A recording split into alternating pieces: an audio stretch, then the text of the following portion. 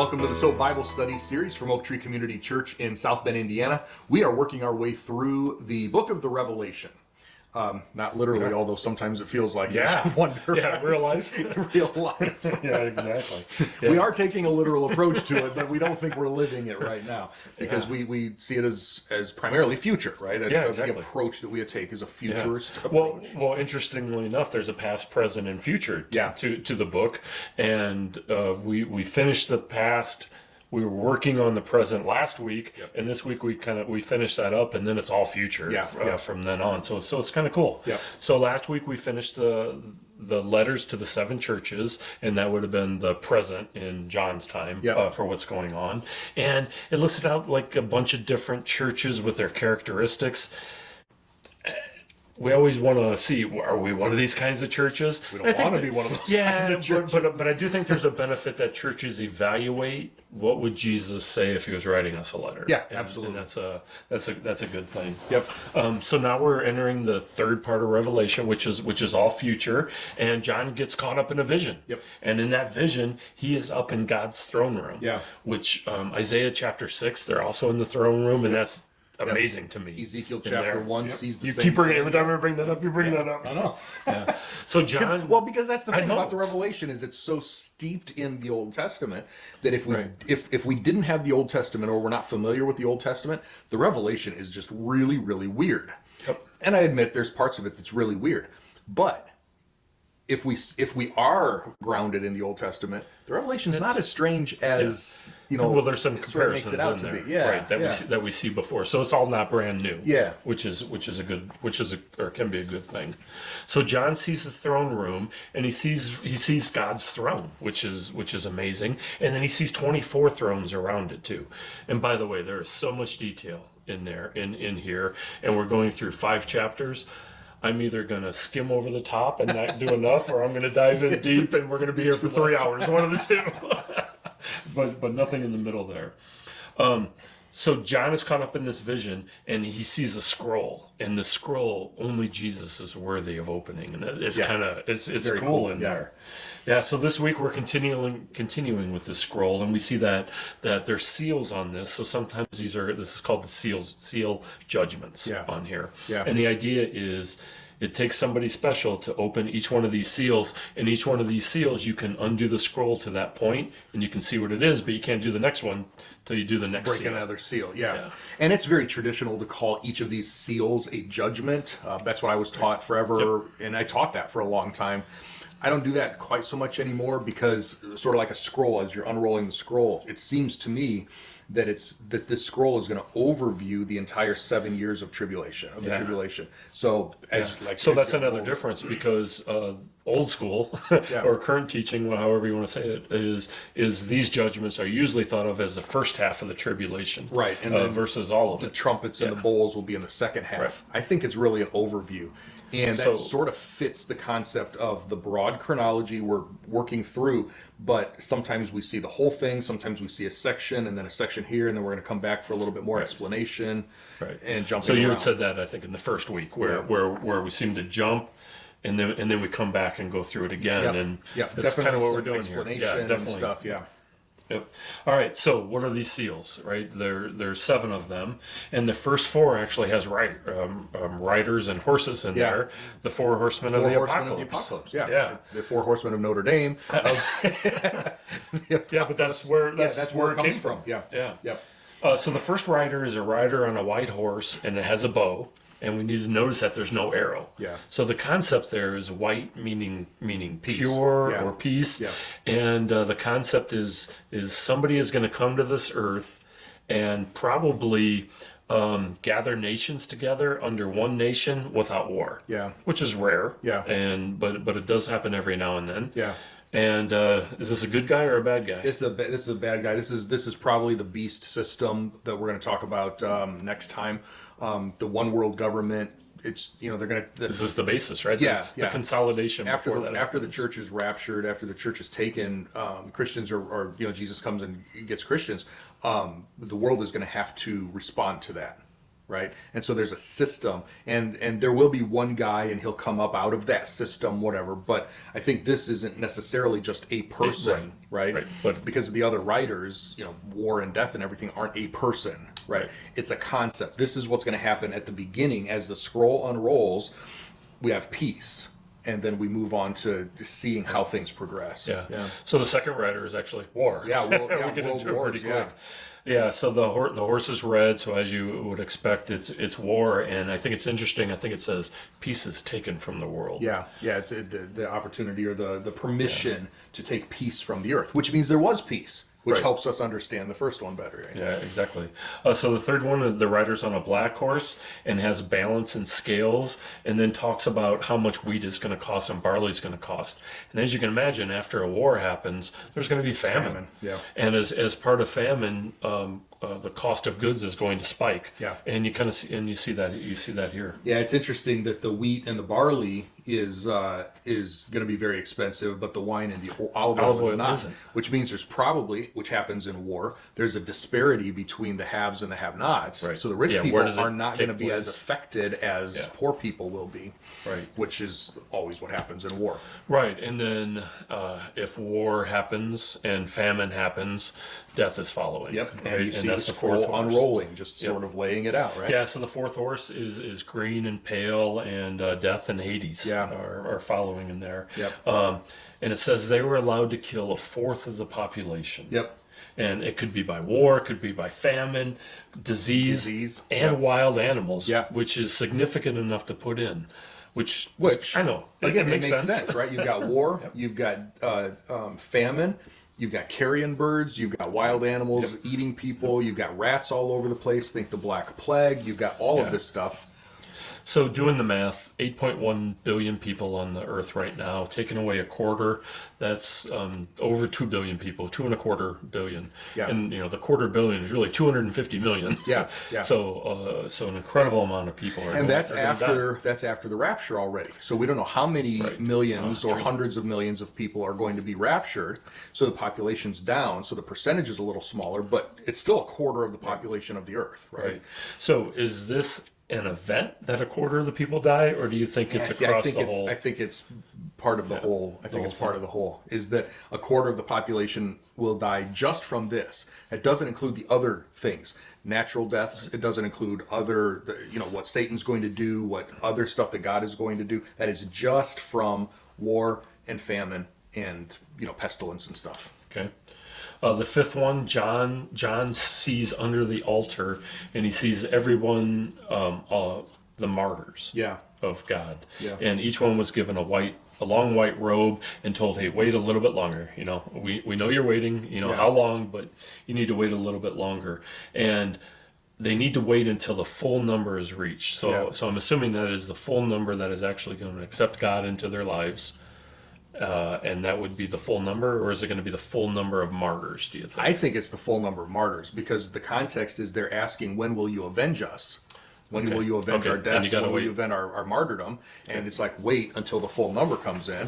And so that would be, it wouldn't be martyrs from the Old Testament. It wouldn't be martyrs from the church, because so we're saying, that was going to be my next question. The church martyrs are raptured, resurrected, and everything already. This is just those who are killed during the tribulation for their faith in Jesus. Okay.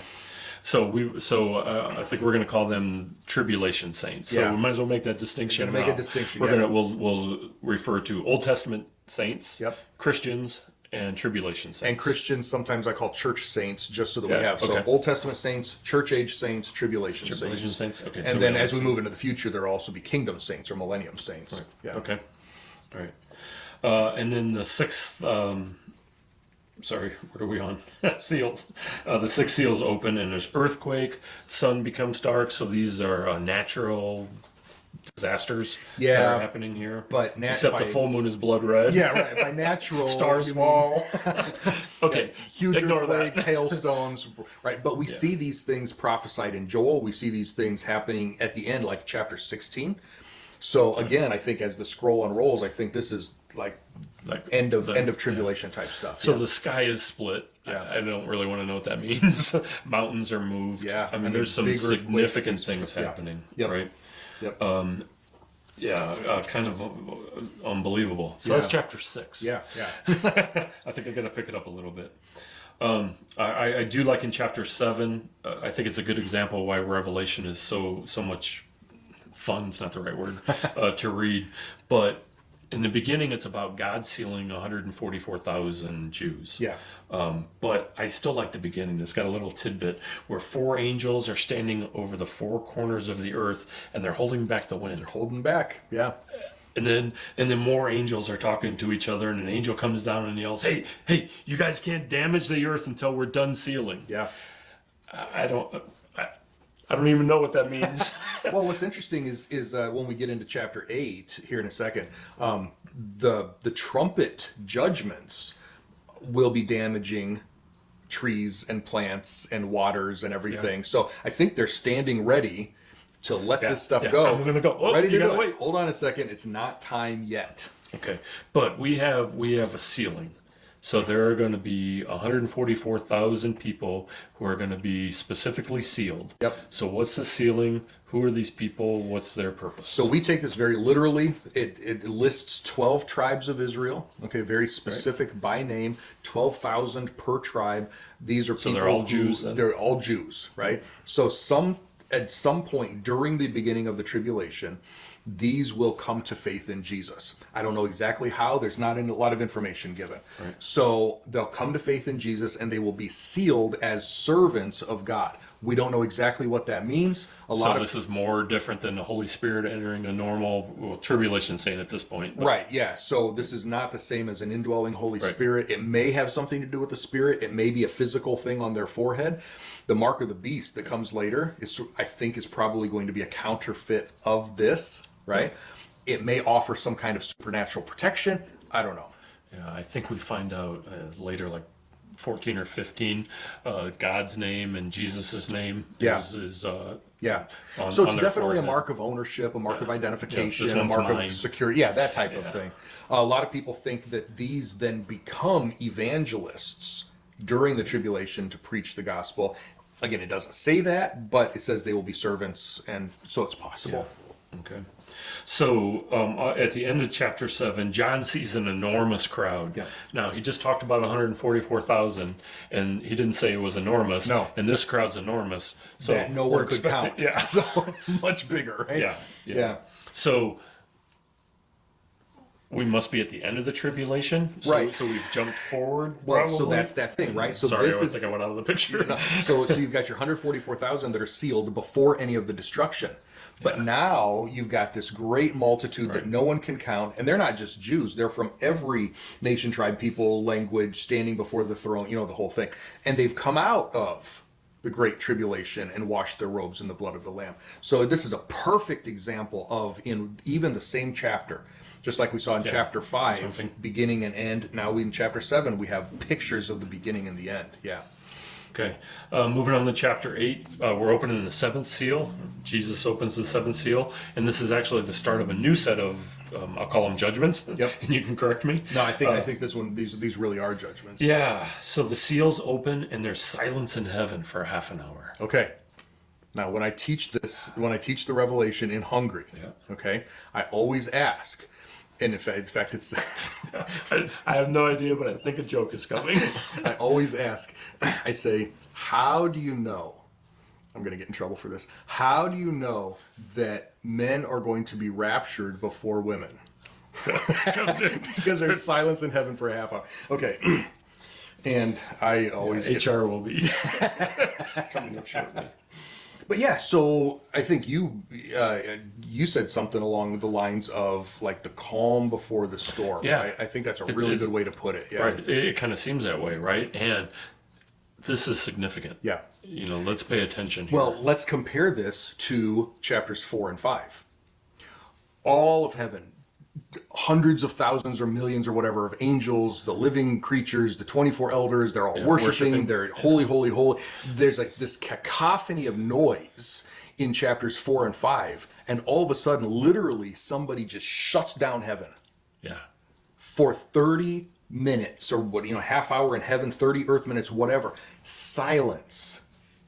Right. is almost louder than Yeah, it does, doesn't it? It's silent, the thing. Yeah. And remember, this is God's wrath that's being poured out onto the world. Yeah. So Very somber, very solemn. and that's a part of it too. Yep, I that's think. exactly what it is. Yeah. So there's a lot of thirds here, but there's 7 angels who stand before God. Each are given a trumpet. They blow the trumpet, and A judgment happens, yeah, a judgment which is one of the happens. reasons I don't consider the seals judgments anymore, because those are not like events. They're, there's wars, there's death, So this there's is famine. doo-doo-doo. Yeah. Yeah.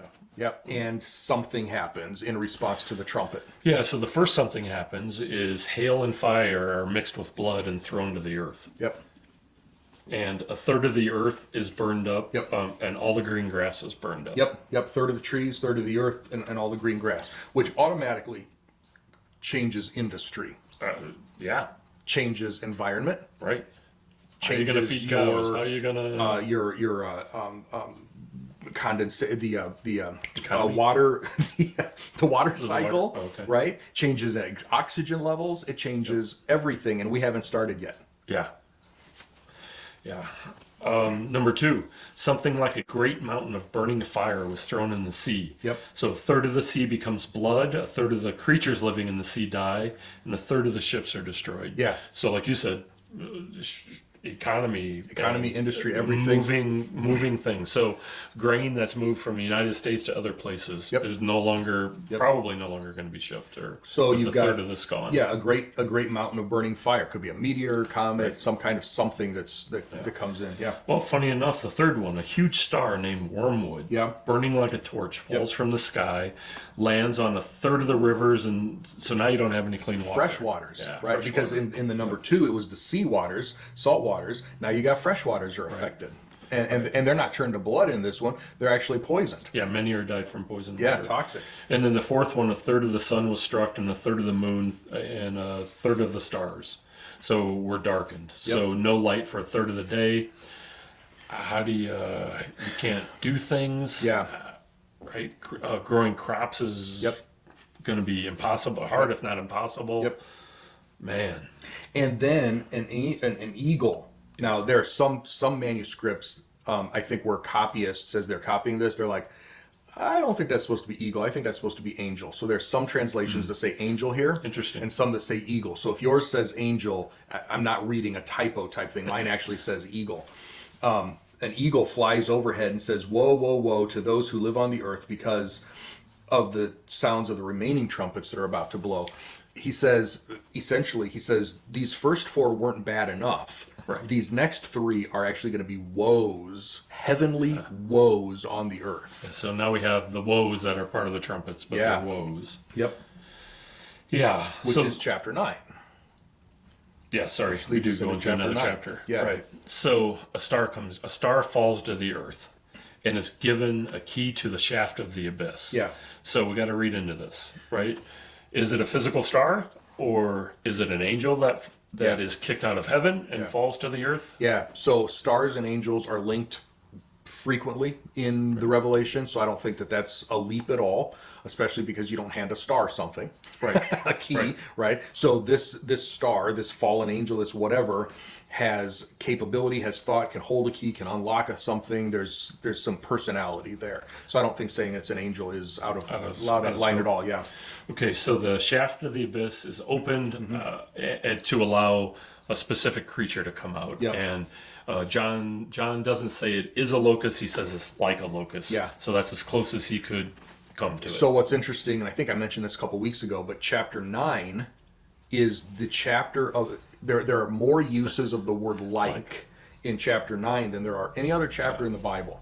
John is seeing stuff that he can't Doesn't believe have he's words for seeing. it, He doesn't right. have words for it, so he uses what's like this, it's like this, it's like this, it's like this. So Right. this is one of the ways that when we use a literal, grammatical, historical interpretation, we're focusing on the grammatical part here. John, like you said, John doesn't say this is what they are. He says this is the best I can explain it to you. Right. And so we take that literally based on, okay, John sees, he says they're like locust. So we take a literal locust. We say, okay, what is a locust Yep. like? and then we unpack it from Yeah, there. yeah. And this locust has a scorpion tail, too, Yeah, by the way, yeah, which of course it would. Yeah, there's no doubt. It's weird. I mean, Yeah. it's got like women's hair, like Yeah. a person's Oh, face, like a lion's, whatever. Okay, so we take all those literal elements together and say, yeah, we can't describe it any better than you did. Yeah, and this is a bad thing, and the bite is great enough that people want to die, and they try to die, and for whatever reason, in this period of time, they can't die. Can't. Yeah. So that's part of God's judgment. So, whereas locusts typically eat green things, grass and everything, these are allowed to attack or commanded to attack unbelievers and only unbelievers. Right. So maybe that seal that we were talking about in chapter 7 protects people, and maybe even believers more than the 144,000 end up getting that seal. These were sealed at the beginning, but whatever, because it says that don't have the seal of God on them. So they're attacking unbelievers, and unbelievers are going to want to die, and God will actually, as part of his punishment, will actually take death away as a possibility. They will try to kill themselves and not be able to be successful for 5 months. Yeah. But I'm sure they're going to keep doing damage to themselves. So how much worse are they going to be off trying to do it and not being able to do it? Right. And that's just number 5. Right. So we get a great description of locust, and we get a name of the demon king of the abyss. Yeah. Apollyon? Yeah, There's Apollyon. a number of names in there. Yeah, Apollyon or Abaddon. Abaddon? Yeah, and it depends on, though it's the exact same name. It's just Hebrew and Greek. That's all it is. destroyer? And it's destroyer. It means destroyer, yeah. Okay. Yeah, some people think that is Satan. Some people think it's sort of like a high-ranking general in Satan's army type thing. But yeah, it's a pretty bad dude. All right, so the 6th one is the second woe.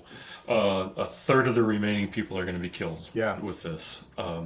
So there are 4 angels who have been prepared well in advance that are planted, bound by the Euphrates River. Yeah. They're going to be let loose. Yeah, it's really interesting. And it seems like they're going to have an army of 200 million demons. Yeah. And there'll be some control, and then these demons will take out a third of the world, right? Yeah. So here's another fun fact. So John in chapter 7 says there was an enormous crowd, too numerous to count. Yeah. But apparently 200 million is not too numerous to count. Right. So this 7-year period, in my estimation, this 7-year period is going to be the greatest period of evangelism and response to the gospel than any other rolling 7-year period, probably in world history. Well, we're going to get to a point where you're either a tribulation saint or you're not. Yeah. And there are two sides. Yeah. And they're definitely against each other, but the tribulation saints aren't not going to be fighting a war like we would think. Yeah. But sometimes we think of this as, everybody's going to die, and there's going to be a lot of people saved during this time, which is really a good thing, because as we're in the church age today, we're thinking of all the people who are rejecting the gospel. Well, they will have the chance to believe. Yeah. And at the end of this chapter, John takes that same path. He's thinking about humanity too. So even though a third of the people are going to be killed by demons, the rest of the world doesn't repent. Yeah, a lot of people will not repent. So, yeah. So you can sort of see, sort of similar to Pharaoh back in Exodus, every time one of these miracles or one of these judgments comes, it just hardens their heart a little bit more. He's doubling down. Yeah. And not going to change. And people are going to do the same thing. Yeah. All right, so chapter 10, it always cracks me up. But there's a powerful angel descending from heaven, and there's a great, he's got a rainbow, and he's holding a little scroll. And I know. Yeah. That little scroll is what's funny. interesting, it's a different Greek word than the scroll that Jesus has, or that Jesus is opening in chapter 5 that God has. Yeah. Completely different Greek words. This is like a little scroll. It's like, here, it's not a big one. And this one is already open. Yep. And God says, whoa, we're not talking about this. Yeah. There are more questions than answers in this chapter. There's no doubt about it. Yeah. So John ends up eating the scroll. So he knows about it. It's sweet as honey as his mouth, but it turns his stomach sour. Yeah. This has a link back to Ezekiel, because in Ezekiel, I think chapter 3, same thing, eat this book, eat this scroll, and then prophesy what comes out.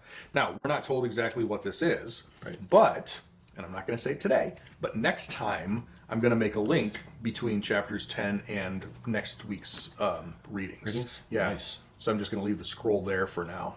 So you have to come back. So I know we ran through this quick. Take your time with it. You're reading a chapter a day. There are a number of things in here, but start with literal, grammatical, historical. Yep. And you can work your way through, and it is going to take more than once for this to make sense. And if you have a Bible that has cross references where it says, "Oh, look at this Old Testament passage," it's worth looking at this Old Testament passage just to see where some of this is coming from and maybe get a little bit more explanation. Yeah, and to me the biggest thing is we know about this, but we're not going to be taking part of it. Yeah, no, this is after the rapture. This is, but what it should do, 2 Peter 3 says, knowing what is coming, how should this cause us to live today? Yeah. That's what it's about. That's a really great thing. So, yeah, take your time with it. As you have questions, you might have questions in the book of the Revelation, feel free to send them in here or make comments. And we love to field those for you, help you understand it a little bit better. We'll see you back here next time. Bye, everybody.